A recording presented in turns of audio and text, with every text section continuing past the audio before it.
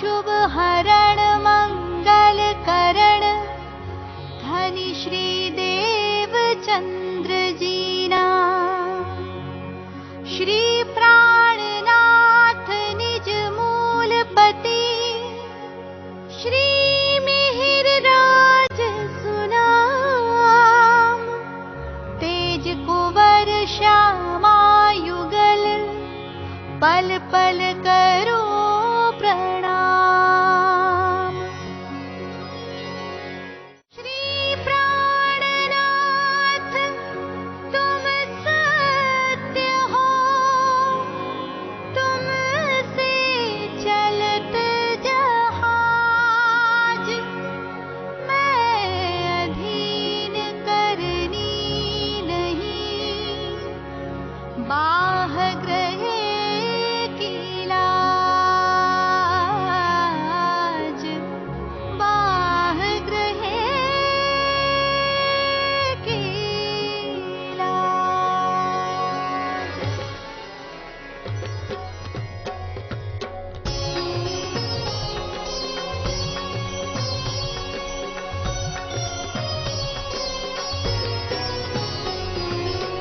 पूर्ण ब्रह्म ब्रह्म से न्यारे, आनंद अखंड अपार मेरे वाला जी। आनंद अखंड अपारे, आनंद अखंड अपारे। शिव सनकादिक आदिक इंचित, शेष न पावत पार मेरे वाला जी। शेष न पावत पारे, शेष न पावत पारे।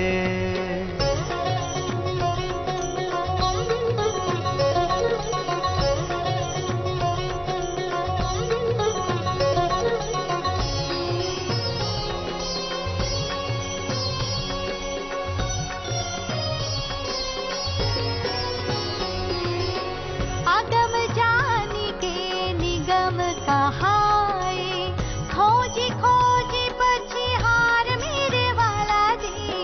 खोजी खोजी पछिहारे, खोजी खोजी पछिहारे। जानिक मूल धनी अंगना अपनी, सो घर आए हमार मेरे वाला जी। सो घर आए हमारे, सो घर आए हमारे।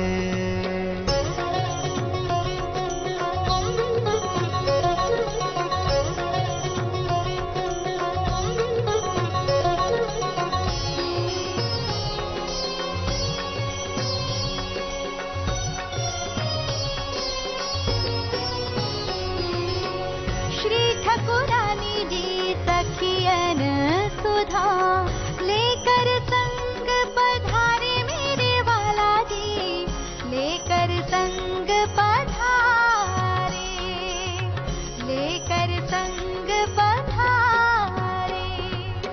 त्रिगुण पात के फंद पड़े थे, सो फंदा निर्वार मेरे वाला जी। सो फंदा निर्वारे, सो फंदा निर्वारे।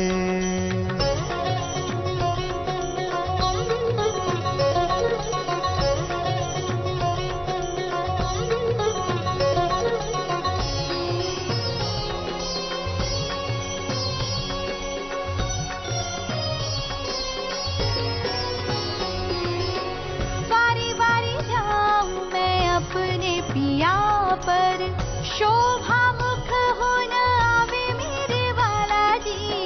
शोभा मुख हो न आवे, शोभा मुख हो न आवे। सिंहासन आसन पधराए, छत्रसाल गुण गाए मेरे वाला जी। छत्रसाल गुण गाए, छत्रसाल गुण गाए।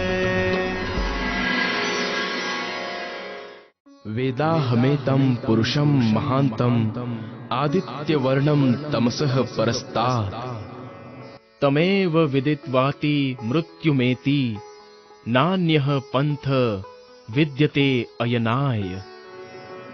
प्रकृति के अंधकार से परे अनंत सूर्यों के समान प्रकाशमान उस सर्वोपरि परब्रह्म को मैं जानता हूं, जिसे जाने बिना मृत्यु के बंधन से छूटने का अन्य कोई भी मार्ग नहीं है। अकामो धीरो अमृतः रसेन तृप्तम न कुतश्च नोनः तमेव विद्वान न विभाय मृत्युरात्मानं धीरम अजरम युवानम। अर्थात लौकिक कामनाओं से रहित धीर अविनाशी स्वरूप वाले आनंदमयी रस से परिपूर्ण पूर्णातिपूर्ण अजर एवं सर्वदा युवा स्वरूप वाले उस परब्रह्म को जान लेने वाला मृत्यु से भयभीत नहीं होता है। मैं कौन हूं, कहां से आया हूं, मेरा निज स्वरूप क्या है, सच्चिदानंद परब्रह्म कहां है, कैसा स्वरूप है उनका और उन्हें पाने का वास्तविक मार्ग क्या है। तारतम्य ज्ञान के अखंड प्रकाश में इन प्रश्नों का अनायास ही समाधान प्राप्त हो जाता है और साथ ही सभी धर्मों का आपसी विरोध भी हमेशा के लिए समाप्त हो सकता है। लहराते हुए महासागर की अथाह जल राशि में जिस प्रकार असंख्य बुलबुले पैदा होते हैं और तत्क्षण उसी में लीन हो जाते हैं, उसी प्रकार महामाया से असंख्य लोग पल पल में प्रकट होते हैं और उसी की गोद में समाप्त हो जाते हैं। अज्ञानता की गहन निद्रा में सोने वाला सामान्य मानव तो ये सोचकर ही आश्चर्य में डूब जाता है कि वो जिस पृथ्वी पर रहता है उससे 13 लाख गुना बड़ा इस सूर्य का अस्तित्व हमारी आकाश गंगा के सबसे छोटे नक्षत्र के रूप में है। इस आकाश गंगा में करोड़ों सूर्य हैं जो सभी हमारे सूर्य से बड़े हैं। ये आकाश गंगा इस ब्रह्मांड की सबसे छोटी आकाश गंगा है। इससे बड़ी बड़ी करोड़ों आकाश गंगाएं इस अनंत आकाश में विद्यमान है। ब्रह्मांड का विस्तार इससे भी अधिक है जो अभी तक मानवीय बुद्धि में नहीं आ सका है। क्या इस अनंत आकाश से परे कुछ है? निस्संदेह इस अनंत आकाश अहंकार एवं महान तत्व के मंडल से भी परे वो महाशून्य है जिससे असंख्य लोकों की पल पल उत्पत्ति होती रहती है। सभी लोग अंततः इसी में विलीन होते रहते हैं और इसी महाशून्य में प्रकट होता है आदि नारायण का स्वरूप जो अक्षर ब्रह्म का स्वाप्निक मन होता है। संपूर्ण सृष्टि का संचालक यही है। इसी की चेतना का प्रतिभास सभी प्राणियों के रूप में दृष्टिगोचर होता है। संसार के अधिकांश मनुष्यों का प्रायः यही आराध्य देव है और इससे परे ये योग माया का अखंड मंडल है जहां अक्षर ब्रह्म अपनी अखंड एवं चैतन्य प्रकृति के साथ क्रीड़ा करता है। ये अद्वैत भूमिका है। यहाँ के कण कण में चैतन्यता, अखंडता एवं ब्रह्म रूपता के दर्शन होते हैं। ये वेदों में चतुष्पाद विभूति के रूप में वर्णित हैं। भगवान शिव, महाविष्णु, संकादिक, शुकदेव, कबीर आदि की ध्यान क्रीड़ा का यही स्थान है। किंतु इस योग माया मंडल से परे वो स्वलीला अद्वैत अनादि अनंत परम धाम है जहां के कण कण में सच्चिदानंद परब्रह्म का ही स्वरूप समाया हुआ है। एकमात्र तारतम्य ज्ञान के प्रकाश में ही ये यथार्थ रूप से विदित हो सकता है कि प्रकृति के नितांत परे वो स्वलीला अद्वैत परम धाम कहाँ है एवं कैसा है।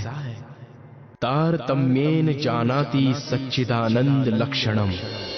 परमधाम में रहते हुए भी दुख के अभाव व प्रेमाधिक्य की तल्लीनता के कारण वे ब्रह्मात्माएं ब्रह्मानंद लीला के महत्व को, प्रियतम राज्य के प्रेम की गहराई को तथा स्वयं के वास्तविक स्वरूप को भी नहीं जान सकी। ये उन सब आत्माओं के इस दुखमयी नश्वर जगत में आने का महाकारण बना। परम धाम में श्री राज श्यामा जी एवं सखियों के बीच हमेशा प्रेम संवाद होता रहता था।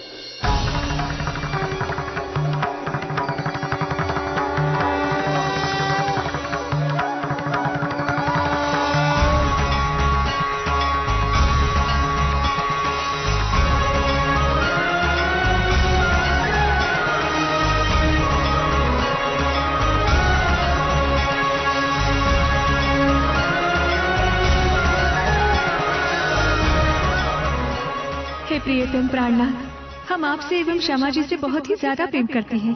हमारा प्रेम सबसे अधिक है। नहीं सखियों, वास्तव में राजी से एवं सखियों से सबसे ज्यादा प्यार तो मैं ही करती हूँ।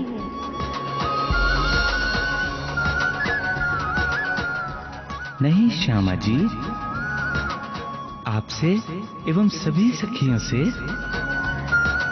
सबसे ज्यादा प्यार तो मैं ही करता हूँ। क्योंकि स्वलीला अद्वैत परम धाम की दिव्य भूमिका में सभी का प्रेम बराबर ही रहता है, अर्थात सभी एक दूसरे से समान रूप से बहुत ही ज्यादा प्यार करते हैं एवं एक दूसरे को रिझाते व आनंदित करते रहते हैं। किंतु ये कारण बना सखियों के इस नश्वर जगत में आने का, ताकि इसके माध्यम से वे परम धाम की आनंदमय लीलाओं की, राज्य की एवं स्वयं की पूर्ण पहचान कर सकें। अक्षरातीत परब्रह्म की प्रेरणा से अक्षर ब्रह्म जो मात्र सत्ता के स्वरूप हैं और जिनके पलक झपकने मात्र समय में करोड़ों ब्रह्मांड उत्पन्न होकर लय को प्राप्त हो जाते हैं, उनके हृदय में सखियों के प्रेम एवं आनंद की लीला को देखने की चाहना उत्पन्न हो जाती है और सखियों के हृदय में इस नश्वर जगत के दुख की लीला को देखने की इच्छा उत्पन्न हो जाती है। हम प्रियाओं के आधार, हे नाथ, इस पूर्ण आनंदमयी धाम में भला क्या दुर्लभ हो सकता है। फिर भी हे नाथ, आपकी प्रियाओं में एक बहुत बड़ी इच्छा है। हे प्रियतम, अक्षर ब्रह्म की प्रकृति की जो विचित्र लीला है, उस लीला को देखने की इच्छा हमारे चित्त को व्याकुल कर रही है। अब बिना कुछ भी विचार किए आप आज ही हमें उस लीला का दर्शन कराइए। हमारे प्राणों के नाथ, यदि आप प्रसन्न हैं, तो हम प्रियाओं की प्रार्थना को पूरा करें। यद्यपि परब्रह्म अक्षरातीत ने ही श्यामा जी एवं सखियों के दिल में ये इच्छा स्वयं पैदा की थी, किंतु प्रत्यक्ष रूप से वे इसके लिए मना करने लगे। प्रियाओं की इस प्रकार की प्रार्थना को सुनकर हंसते हुए अक्षरातीत ने कहा, हे सखियों, किसके द्वारा धोखा खाई हुई तुम सभी बिना विचारे ही कह रही हो? प्रकृति की उस लीला को कैसे देखा जा सकता है? प्रकृति की वो लीला मोहित करने वाली तथा अमृत रूपी अपने आत्मिक आनंद रूपी दीवाल को स्याही की तरह काली करने वाली है, जहाँ केवल प्रवेश करने से ही अपनी बुद्धि नहीं रहती है, वहाँ आत्मिक गुण तो छिप जाते हैं और उनकी जगह मोह जनित दोष पैदा हो जाते हैं। वहाँ माया में आत्मा के आनंद को हरने वाली तृष्णा रूपी पिशाचिनी है, जहाँ काम, क्रोध, लोभ, मोह, ईर्ष्या, द्वेष आदि शत्रु स्थित हैं, जो जीव को पाप में डुबोकर तथा उससे क्रूर कर्म करवाकर उसे बलहीन करके लूट लेते हैं। वहां कोई अपना वास्तविक संबंधी नहीं है जिसके द्वारा क्षण भर भी आराम मिल सके। वहां अपने आत्मिक स्वरूप को भूलकर और दूसरे भिन्न रूप को प्राप्त करके कभी शोक करना है तो कभी खुश होना है और कभी रोना पड़ता है। मेरे बिना आप सबका समय कैसे व्यतीत होगा? और यदि समय बीत भी जाएगा तो प्रेम की ये कौन सी रीत है? परम धाम के खिले हुए कमलों से युक्त सरोवर को छोड़कर मायावी मृग तृष्णा के जल के पीछे दौड़ने की इच्छा कर रही हो? वहां जाकर निश्चय ही तुम्हें परम धाम के मंदिरों और सखियों के प्रेम की याद नहीं रहेगी। यहाँ तक कि तुम सब मुझे भी भूल जाओगी। इस प्रकार अनिष्ट कराने वाली बुद्धि कहां से पाई तुमने? इसलिए इस हट को छोड़कर अपने निजधाम में विहार करो। यद्यपि राजी महाराज ऊपर से सखियों को मना कर रहे थे, किंतु इच्छा शक्ति के द्वारा अंदर से खेल देखने की इच्छा प्रबल करते जा रहे थे। हम प्रियाओं का प्रिय करने वाले हे प्राणनाथ, प्रियतम राज्य महाराज, चीनी कभी बालू नहीं हो सकती, अमृत कभी विष नहीं हो सकता, चिंतामणि ना तो कभी पत्थर हो सकता है और दिन कभी रात्रि में नहीं बदल सकते हैं। प्रिय कभी अप्रिय नहीं हो सकता है, चंद्रमा कभी भी गर्म किरणों वाला नहीं हो सकता है। किंतु हे प्रियतम, आप हमारे कैसे प्रियतम हैं, जो हम प्रियाओं का अप्रिय करने वाले होकर तथा हमारे चित्त को बलपूर्वक बेचैन करके उदास कर रहे हैं।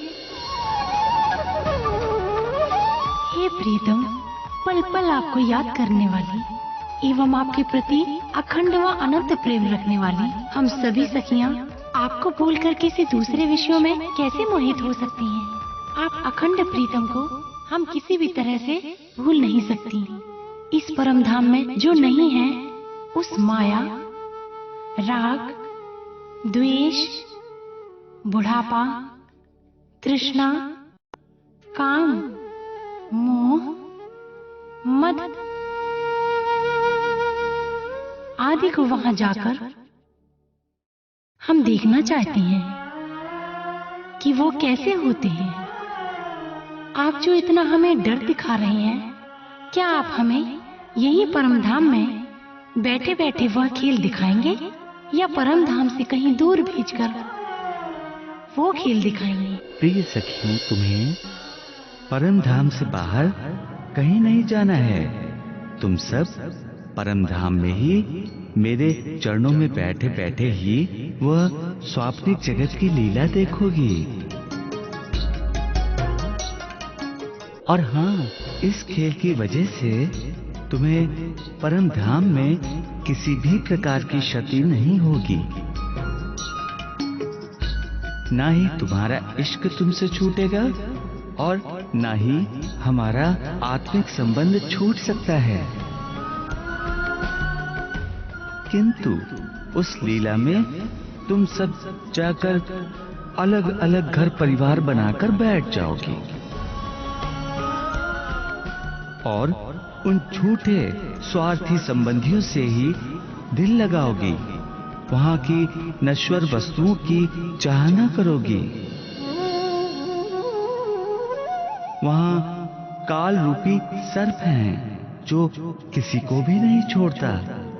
वहां एक मेरी पहचान कराने वाला कोई नहीं मिलेगा। बल्कि वहाँ लोगों के अनेकों इष्ट परमात्मा होंगे। सांसारिक चाहनाओं के वशीभूत होकर वे उनकी भक्ति करेंगे। वहाँ जाकर तुम सब भी वैसे ही हो जाओगी। जब आप अपने चरणों में ही बिठाकर खेल दिखाएंगे तो फिर डरने की क्या बात है। माया हमारा कुछ भी नहीं बिगाड़ सकती। चाहो तो आप हमें 100 बार आजमा कर देख लेना। बार बार प्रार्थना करने पर भी आप हमें वो लीला क्यों नहीं दिखाते हो? ये कैसा प्यार है आपका? राज्य की मुस्कान देखकर सब सखियां आपस में विचार करती हैं कि अवश्य ही ये लीला कुछ ज्यादा ही मजेदार है। राज्य हम सबकी हंसी करना चाहते हैं, किंतु हमें तो राज्य ने पहले से ही सब कुछ बता दिया है। अतः यदि हम सब होशियारी से रहें तो हम इस खेल में कभी भी राज्य को नहीं भूल सकेंगे। हम सबको मिलकर रहना होगा। वे आपस में ही ये कहने लगी। हे सखी, यदि मैं भूल जाऊं तो तुम मुझे बता देना, और यदि तुम भूल जाओगी तो मैं तुम्हें सावधान कर दूंगी। सब सखियां ऐसा सोचती हैं कि जिस प्रकार परमधाम के विभिन्न लीला स्थलों, कुंज निकुंज, वन, यमुना जी, सातों घाटों, हौज कौसर, तालाब आदि में लीला करते रहे हैं, वैसे ही ये भी लीला परमधाम में बैठे बैठे ही जागृत अवस्था में देखेंगे। कुछ कुछ समय के अंतराल पर उन्होंने परब्रह्म से 3 बार प्रार्थना की। तब श्यामा जी ने भी सखियों की तरफ से राज्य से कहा, हे प्रियतम प्राणनाथ, ये तुम्हारी ही प्रियाएं हैं, इनकी मनोरथ पूर्ण कीजिए। अक्षर ब्रह्म भी प्रतिदिन अपने हृदय में परमधाम की उस लीला को देखने की इच्छा करते रहे। इस प्रकार रंग महल की प्रथम भूमिका की 5वीं गोल हवेली में सभी सखियां श्री राज्य के सम्मुख माया का खेल देखने के लिए एक दूसरे के गले में हाथ डालकर बैठ जाती हैं। खेल देखने की प्रबल चाहत भी है और माया का डर भी है। राज्य उनकी इस प्रकार की स्थिति को देखकर हंसते हुए कहते हैं, यहाँ तो इस प्रकार अनार के दानों के समान चिपक चिपक कर एक स्वरूप होकर बैठ गई हो, किंतु देखते हैं कि उस लीला में जाकर तुम सब एक रह पाती हो या नहीं। तुम सब उस मायावी जगत की लीला देखने जा रही हो, किंतु उस लीला में एक बात हमेशा याद रखना कि मैं ही तुम्हारा प्रियतम स्वामी हूँ। आप चिंता ना करें, हम कभी भी आपको नहीं भूल सकते। तब परब्रह्म के आदेश से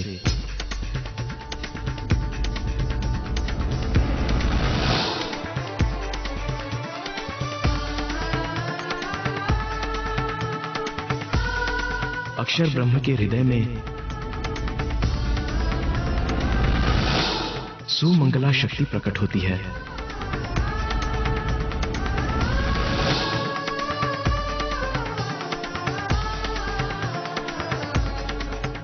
जिससे अत्यधिक मोहमयी प्रचंड नींद की उत्पत्ति होती है। उस मोह सागर में अक्षर ब्रह्म के मन रूप उस महान पुरुष ने शयन किया। इस प्रकार वो स्वयं नारायण के रूप में होकर विराजमान हुआ। उस प्रथम पुरुष के संकल्प से त्रिगुणात्मक 5 तत्व 14 लोकों से युक्त इस जगत की उत्पत्ति हुई। इत अक्षर को विलस्यो मन, 5 तत्व 14 भवन, या में महाविष्णु मन, मन थे त्रैगुण, ताथे थिर चर सब उत्पन्न, ताथे थिर चर सब उत्पन्न, ताथे थिर चर सब उत्पन्न। 28वें द्वापर युग का वो समय आया जब कंस के कारागृह में देवकी के गर्भ से चतुर्भुज स्वरूप विष्णु भगवान जन्म लेते हैं और वसुदेव देवकी को पूर्व जन्म का स्मरण कराते हुए कह देते हैं कि इसके पश्चात जो बहुत सुंदर बालक का रूप प्रकट होगा, उसे लेकर ब्रज में नंद जी के घर शीघ्र पहुंचा आओ। विष्णु भगवान ऐसा कहते ही योग माया से 2 भुजा वाले साधारण शिशु के रूप में परिवर्तित हो जाते हैं।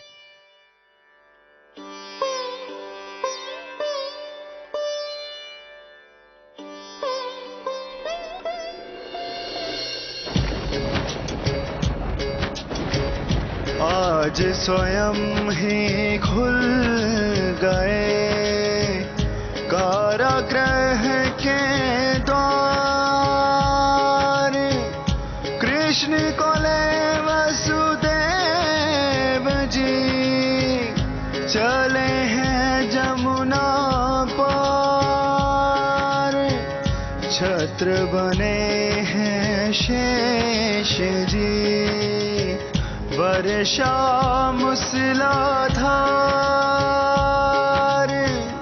नंद भवन जसोमती निकट सोहे नंद कुमार। सोहे नंद कुमार। नंद बाबा के घर में आते ही उस बालक के तन में अक्षर ब्रह्म की चित्त वृत्ति अक्षरातीत के आवेश के साथ प्रवेश करती है।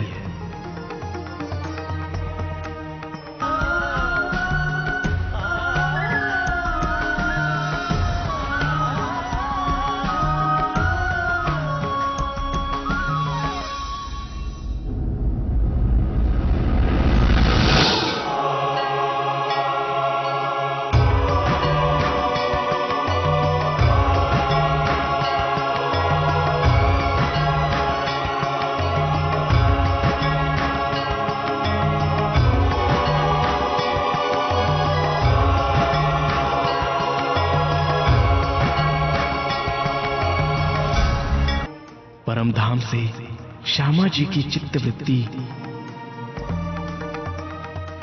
राधिका जी के तन में एवं ब्रह्म प्रियाओं की चित्तवृत्ति गोपियों के तनों में प्रवेश करती है।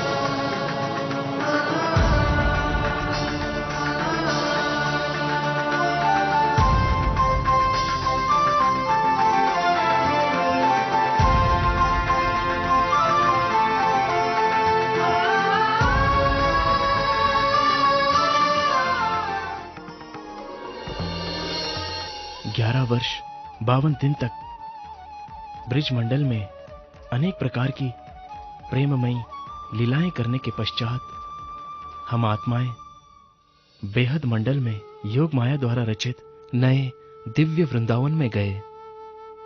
योग माया का नया दिव्य तन धारण किया तथा धनी ने भी बांके बिहारी जी का नया ईश्वर तन धारण किया। वहां की धरती, वृक्ष, यमुना, पशु पक्षी आदि सब नए थे। वहां हमने विरह एवं विलास दोनों प्रकार का अनुभव किया। रास लीला के पश्चात हम सभी आत्माएं परम धाम में जागृत हुई, किंतु दुख का खेल देखने की चाहना पूरी न होने से उन ब्रह्मात्माओं को पुनः इस नश्वर जगत में आना पड़ा। इस प्रकार ये सारा दृश्य श्री देवचंद्र जी को अपने हृदय में साक्षात अनुभव होने लगा। श्री देवचंद्र जी ने जो इतने बरसों तक विभिन्न धर्म ग्रंथों में खोज की थी, उनके रहस्य उन्हें स्पष्ट रूप से समझ में आने लगे। उनकी आत्मिक दृष्टि में परम धाम, अखंड ब्रजरास सब दिखने लगा। किंतु इस अद्भुत घटना की जानकारी उस समय अन्य किसी को भी ना हो सकी। वे सोचने लगे कि यह ज्ञान सर्वप्रथम मैं किसे बताऊं? कौन मेरी इस बात पर विश्वास करेगा?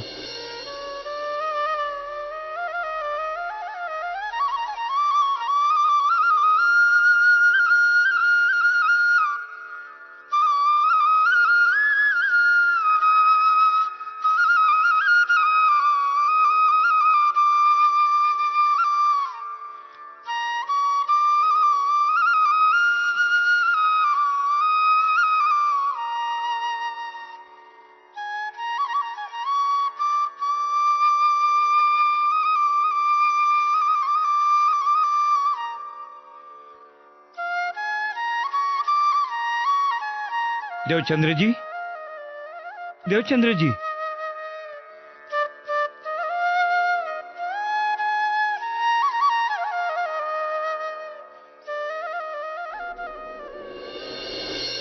लगता है आपका स्वास्थ्य पूरी तरह से अच्छा नहीं हुआ है। अब मैं क्या करूं? पर ब्रह्म अक्षरातीत के दर्शन एवं तारतम ज्ञान प्राप्त होने की इस अद्भुत घटना के विषय में मैं आचार्य जी से कहूं या नहीं? क्या आचार्य जी मेरी बात पर विश्वास करेंगे? यदि वे विश्वास कर भी लिए तो भी धनपत सेठ, साहूकार आदि भक्तजन मेरी बात पर कभी भी विश्वास नहीं करेंगे, क्योंकि उनके हृदय में पहले से ही मेरे प्रति ईर्ष्या और द्वेष का भाव है। उन्हें मेरा विरोध करने का एक मौका और मिल जाएगा। इसलिए उचित यही है कि मैं अपने स्वास्थ्य का बहाना बनाकर यहां से चला जाऊं। देवचंद्र जी, मेरे विचार से आपको घर जाकर आराम करना चाहिए, क्योंकि कथा का आनंद तब तक नहीं आ सकता जब तक मनुष्य का तन स्वस्थ ना हो। आप ठीक कहते हैं आचार्यवर। मुझे घर जाकर तब तक आराम करना चाहिए जब तक मैं पूरी तरह से स्वस्थ ना हो जाऊं। अच्छा, अब मुझे आज्ञा दीजिए। प्रणाम आचार्यवर। प्रणाम।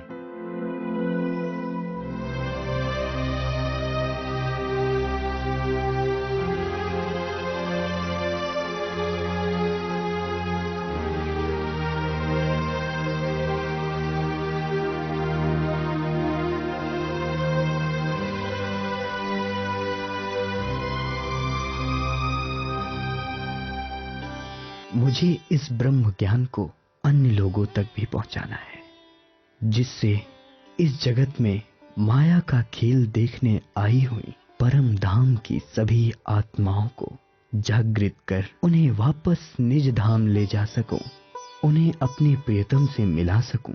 किंतु ये ज्ञान सर्वप्रथम मैं किसको सुनाऊं? कौन इस बात पर विश्वास करेगा? मेरा सिर्फ यही एक निवेदन है कि आगे भविष्य में जब कभी भी आपके हृदय में ज्ञान का कोई रहस्य प्रकट हो तो आप मुझे अवश्य बताएं। ठीक है गांजी भाई, मैं तुम्हें अवश्य बताऊंगा। हाँ, यही ठीक रहेगा। कल जब भागवत कथा श्रवण करके गांजी भाई बाहर निकलेंगे तो उन्हें मार्ग में रोककर उन्हें यह ज्ञान समझाने का प्रयास करूंगा।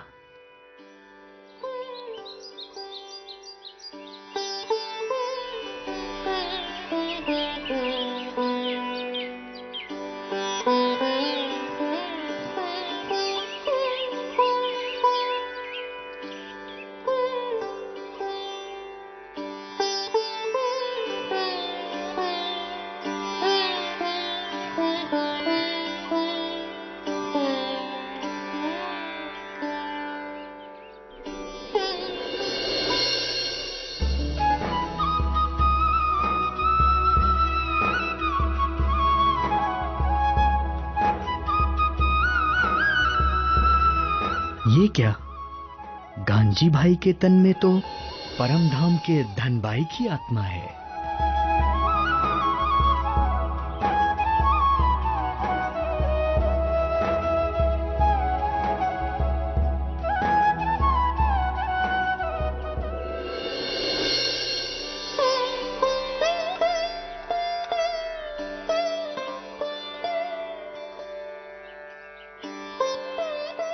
प्रणाम गांजी भाई। प्रणाम देवचंद्र जी। कैसे हैं आप? आज आप चर्चा में नहीं आए? कुछ कारणवश नहीं आ सका, परंतु अभी मैं आपसे कुछ ज्ञान चर्चा करना चाहता था, यदि आपके पास समय हो तो। हाँ हाँ, क्यों नहीं। इसके लिए तो मैंने पहले ही आपसे कहा था कि आपके हृदय में भागवत संबंधित कोई भी रहस्य प्रकट हो तो आप मुझसे अवश्य बताइए। कांजी भट्ट जी की कथा के अनुसार 5 तत्व, 3 गुण व 14 लोकों का महाप्रलय में नाश हो जाता है, किंतु साथ ही वो ये भी कहते हैं कि ब्रज एवं रास की लीला अखंड है और अनंत काल तक होती रहेगी। ये बात तो सत्य है, किंतु आप कहना क्या चाहते हैं? मैं कहना ये चाहता हूं कि ये सब लीलाएं कहां हो रही हैं, इस 14 लोकों के ब्रह्मांड से परे या इनके अंदर? ये तो बड़ा ही रहस्यमय प्रश्न है, मैंने तो इनके बारे में कभी सोचा ही नहीं। भागवत में एक स्थान पर लिखा है कि भागती हुई गोपियों को उनके घर वालों ने रोकने का प्रयास किया। फिर लिखा है कि गोपियां अपना त्रिगुणात्मक शरीर छोड़कर कृष्ण जी से मिली। फिर एक जगह यह भी लिखा है कि प्रातः उनके पतियों ने उन्हें अपने साथ सोते हुए पाया। ये सभी बातें कैसे संभव हैं? जब गोपियां घर से भागी तो उन्हें खोजने कोई क्यों नहीं निकला? फिर जब रासलीला अखंड रूप से चल रही थी तो रासलीला के पश्चात यहाँ घरों से कौन से कृष्ण जी और गोपियां उठी? ये तो बहुत ही रहस्यमय अलौकिक ज्ञान की बातें हैं। भट्ट जी से कथा तो हम दोनों ही सुनते थे, किंतु मेरे दिल में तो ये विचार कभी नहीं आए, ना ही कांजी भट्ट ने कभी बताया। तो आपको ऐसा अलौकिक ज्ञान कहां से प्राप्त हुआ? गांजी भाई इस ब्रह्म ज्ञान को सुनने के अधिकारी हैं। ये मेरी बातों को समझ रहे हैं, अतः इन्हें अब भागवत से भी आगे का ज्ञान सुनाना चाहिए। गांजी भाई, आप मेरी बातों को ध्यान से सुनते जाइए। ये सारा हद का ब्रह्मांड क्षर है, इसके नियामक आदि नारायण है, जो अक्षर ब्रह्म के मन के स्वाप्निक स्वरूप है। समस्त जीव इनके ही अंश रूप हैं। इससे परे अक्षर का वो बेहद मंडल है जहां पर वह व्रज एवं रास की लीला आज भी अखंड है।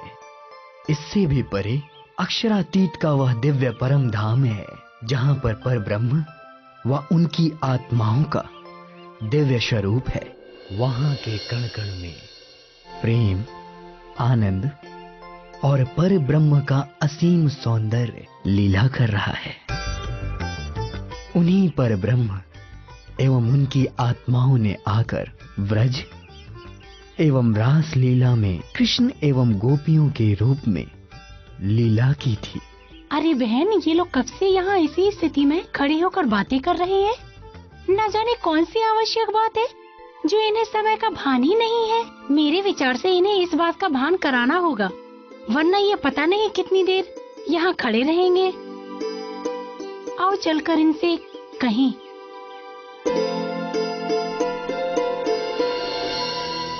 अरे भाई, इतनी देर से आप लोग खड़े होकर बातें कर रहे हैं, थक गए होंगे, कहीं बैठ क्यों नहीं जाते?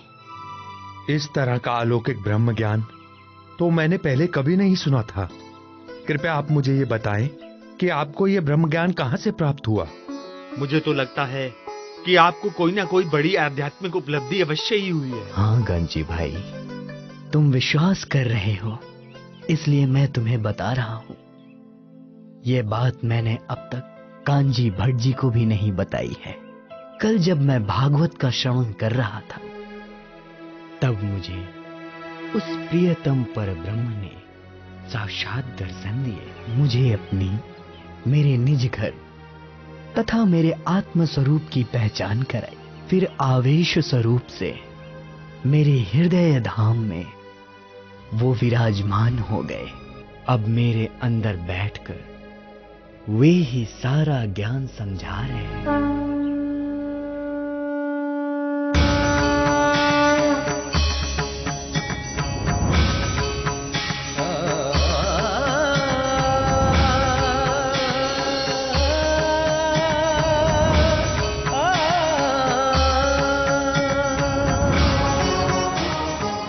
जब आपके अंदर सच्चिदानंद परब्रह्म की आवेश शक्ति विराजमान है,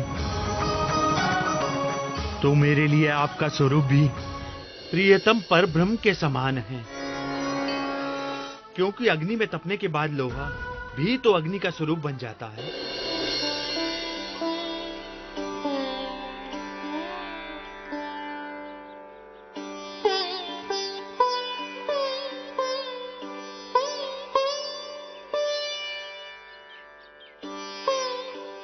अब मेरी आपसे मात्र एक यही चाहना है कि मैं आपको अपने घर ले जाकर आपकी जी भर के सेवा करूं और अपना जीवन सफल करूं। वहीं रहकर आप ब्रह्म ज्ञान का अमृत सभी को पिलाइए। बस यही प्रार्थना है। जब समझाई पार की बान, तब धनी की भाई पहचान। अपने घर लिए बुलाए, सेवा करी बहुत चित ल्याए, सेवा करी बहुत चित ल्याए। हे गांजी भाई, इस मायावी जगत में आई हुई सभी ब्रह्म आत्माओं को खोजना है, उन्हें जगाकर अपने निज धाम चलना है। हे धान के धनी, आप सत्य कह रहे हैं,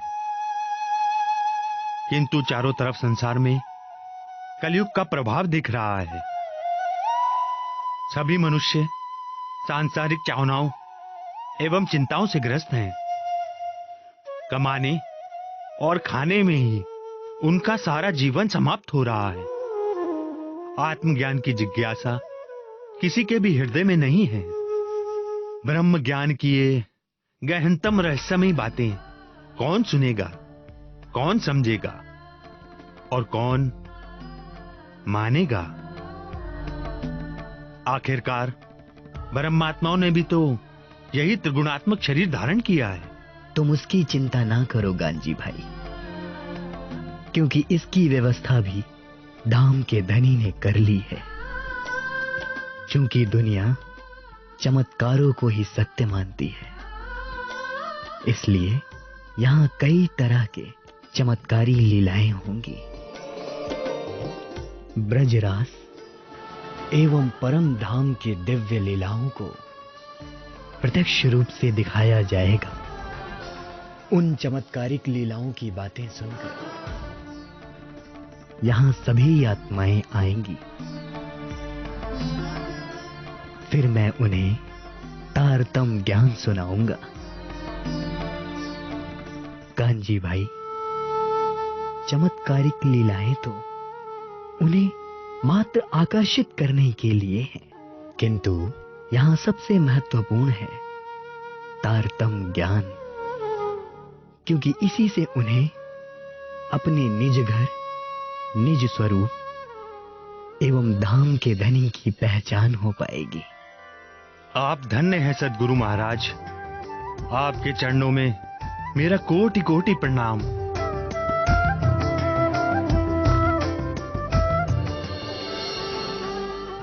इस प्रकार गांगजी भाई ने श्री देवचंद्र जी के तन में विराजमान परब्रह्म अक्षरातीत प्राणनाथ को पहचाना और उन्हें अपने घर ले आए। धीरे धीरे अनेकों श्री देवचंद्र जी के सानिध्य में आने लगे और तारतम ज्ञान ग्रहण करके अपने आत्म स्वरूप की तथा आत्मा के प्रियतम परब्रह्म की पहचान करने लगे।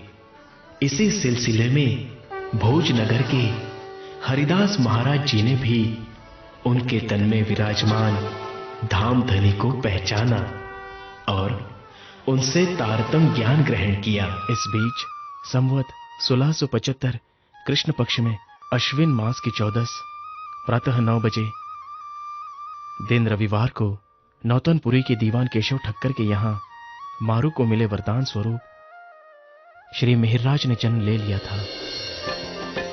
संवत 1675 अश्विन कृष्ण चतुर्दशी अवसर दिन रविवार सुबह की बेला नौतनपुरी में हर्ष का मेला मारू का वरदान फला है ठक्कर कुल का भाग्य जगा है मिहिरराज जन्मे सुखदाई पितु केशव माता धन बाई।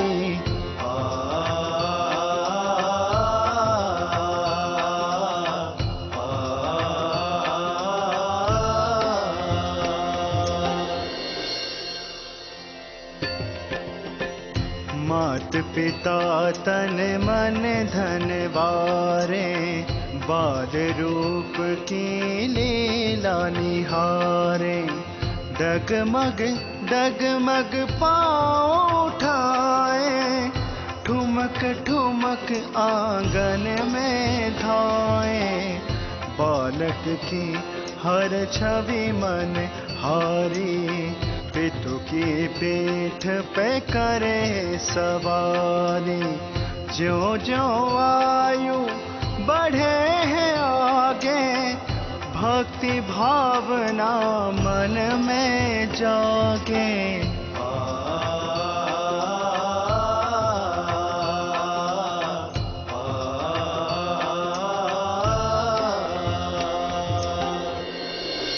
ये ही मिहिरराज जी आगे चलकर प्राणनाथ के नाम से प्रसिद्ध हुए।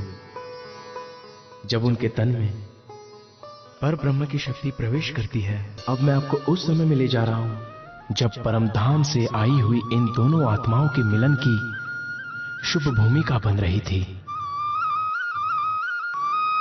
याद कीजिए सुंदर साथ जी, अपना निज घर, रंग महल, सातों घाट और यमुना जी, किस प्रकार वहां हम आत्माएं अपने धनी के साथ प्रेम व आनंद में डूबकर अनेक प्रकार की लीलाएं करती थी। किस प्रकार सातों घाटों में झूला झूलती थी। किस प्रकार यमुना जी के जल में जल क्रीड़ा करती थी। वो परम धाम की दिव्य यमुना जी है जो चेतन है, जिसमें पर ब्रह्म के हृदय का प्रेम रस ही जल के रूप में प्रवाहित हो रहा है। यमुना जी का जल दूध से उज्ज्वल और मिश्री से भी मीठा है, अत्यंत निर्मल एवं सुगंधि से युक्त है।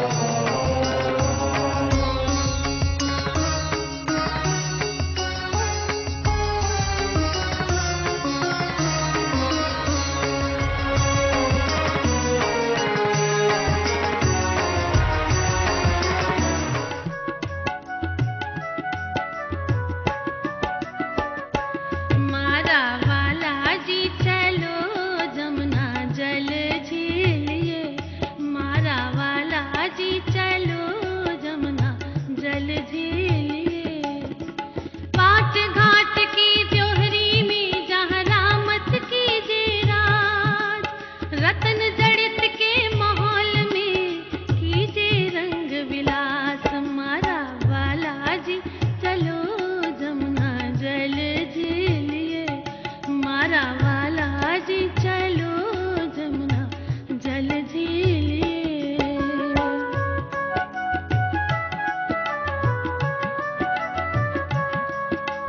कहाँ गए सुख जोए के जमुना जरी किनार, कहाँ सुख जल कहाँ झीला कहाँ नित नए सिनगार। मारा वाला जी चलो जमुना जल झीलिए, मारा वाला जी चलो जमुना जल झीलिए। बोलो निजानंद स्वामी की